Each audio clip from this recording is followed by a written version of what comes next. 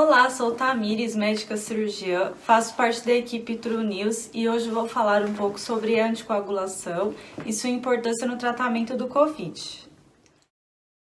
Os anticoagulantes são os fármacos utilizados para prevenir ou tratar a formação dos trombos sanguíneos, pois tornam mais lento o processo natural de coagulação. Lembrar, primeiramente, da tríade de Virchow, que é o tripé para o desenvolvimento da trombose vascular. A tríade consiste em lesão endotelial, hipercoagulabilidade e estase venosa. Quero lembrar também da famosa cascata de coagulação, que antigamente era dividida em vias intrínseca e extrínseca, mas como as duas vias ocorrem simultaneamente, hoje o processo de coagulação também pode ser dividido em fase de iniciação e de propagação. São conhecidos 13 fatores de coagulação, mais os outros fatores adjuvantes. O processo é chamado de cascata, pois um fator vai ativando o outro, até formar a fibrina, que é a principal responsável pela consolidação do tampão plaquetário. Para falar sobre os principais fatores de risco do tromboembolismo venoso, vou também mostrar alguns dos diversos scores utilizados para identificar pacientes que necessitam de profilaxia ou de tratamento. Primeiro temos o score de Wells, que pode ser facilmente utilizado de acordo com a anamnese e o exame físico. Os critérios incluem neoplasia ativa, edema de perna, TVP prévia, entre outros. Somam-se todos os dados que foram positivos e exclui 2 pontos se o paciente já tem uma doença que justifique o edema de perna, como, por exemplo, o edema encontrado na insuficiência cardíaca descompensada. Uma nota maior do que 1 já pode ser indicada a realização de ultrassom Doppler. Se não for possível fazer ultrassom, tratar desde que o paciente não tenha fator de risco para uso de anticoagulante. Lembrando que, se o dedímero estiver negativo, exclui a possibilidade de TEV. Temos também o score de Padua, que é utilizado nos pacientes internados com comorbidades clínicas. E o score de Caprini, utilizado mais para indicação de profilaxia em pacientes que farão alguma cirurgia. A partir de 2 pontos já pode ser indicado profilaxia farmacológica. As indicações de uso de anticoagulantes são prevenção ou tratamento de TEV, tratamento de oclusão arterial aguda, portadores de algumas próteses valvares, pacientes com fibrilação atrial, coadjuvante da revascularização, doentes com coagulação intravascular disseminada. É muito importante saber também quando contraindicar o uso de anticoagulantes. São algumas delas: pacientes em vigência de hemorragias, plaquetopenia menor que 50.000, AVE hemorrágico agudo recente e o politrauma. Quanto ao uso dos anticoagulantes, temos algumas situações especiais como a gestação, é indicado usar apenas heparina.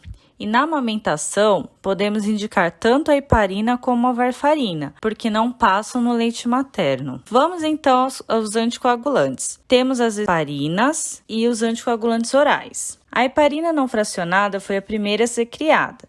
Tem um efeito antitrombótico imediato e atua em vários fatores da coagulação. Temos a versão endovenosa e subcutânea. A heparina de baixo peso molecular inibe principalmente o fator 10. As complicações da heparina são hemorragia, trombocitopenia induzida por heparina, nódulos, alopécia e reação alérgica. Temos no Brasil o agente reverso das heparinas, que é a protamina. O Fundaparinux tem uso subcutâneo e inibe indiretamente o fator 10. Nesses slides temos um esquema de onde os anticoagulantes orais atuam na cascata de coagulação. A varfarina inibe os fatores de coagulação dependentes de vitamina K.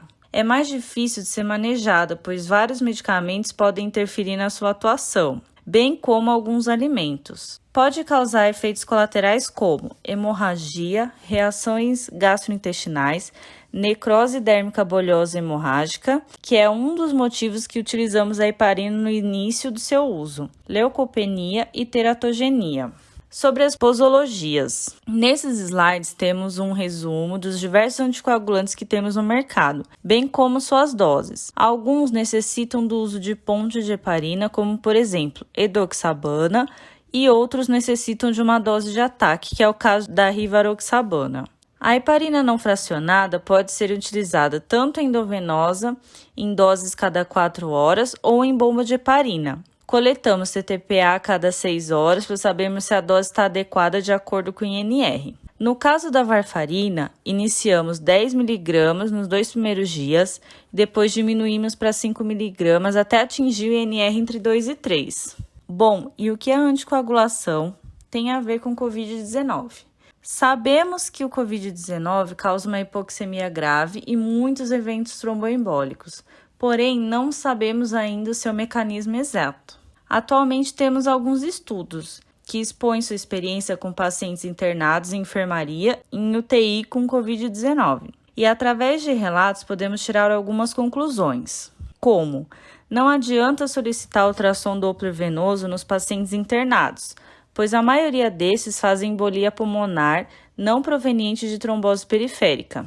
Sabe-se que os pacientes sob ventilação mecânica têm o maior risco de desenvolver embolia pulmonar. Isso a gente já sabia nos pacientes sem Covid, mas alguns estudos sugerem que a incidência de TEV no Covid-19 aumenta ainda mais. A análise pós-mortem sugere microangiopatia trombohemorrágica com microtrombos principalmente em vasos pulmonares. Sugerem-se alguns fatores que aumentam a predisposição de eventos tromboembólicos. Por exemplo, nesse estudo mostrou-se que a embolia pulmonar é disparado o evento tromboembólico que ocorre nos pacientes internados em UTI com Covid-19. Sabemos das alterações laboratoriais que podem ser encontradas e também podem ocorrer algumas alterações nos componentes responsáveis pela coagulação, como a trombocitopenia e sinais de coagulopatia induzida por sepse. A principal recomendação é reforço na estratificação de risco de TEV nesses pacientes, que já foi falado no comecinho dessa aula. Portanto, utilizamos os mesmos critérios para tratamento e profilaxia com o uso de anticoagulante. Além disso, em relação aos pacientes que recebem alta com Covid-19, alguns estudos demonstram benefícios na profilaxia estendida.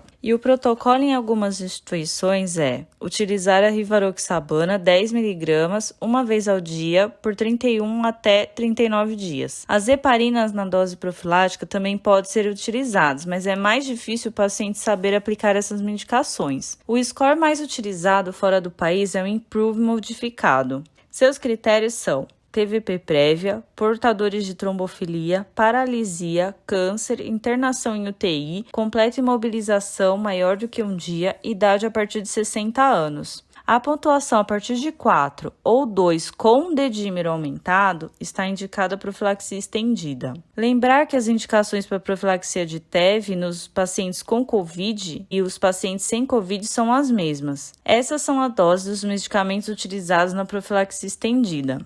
Lembrar que em algumas situações necessitamos ajustar as doses. Se suspeitarmos que um paciente esteja com TEP, mesmo sem diagnóstico com exame de imagem, podemos iniciar o tratamento, desde que não haja contraindicação. Pacientes com embolia pulmonar estável, iniciamos a anticoagulação e os instáveis têm que fazer a fibrinólise.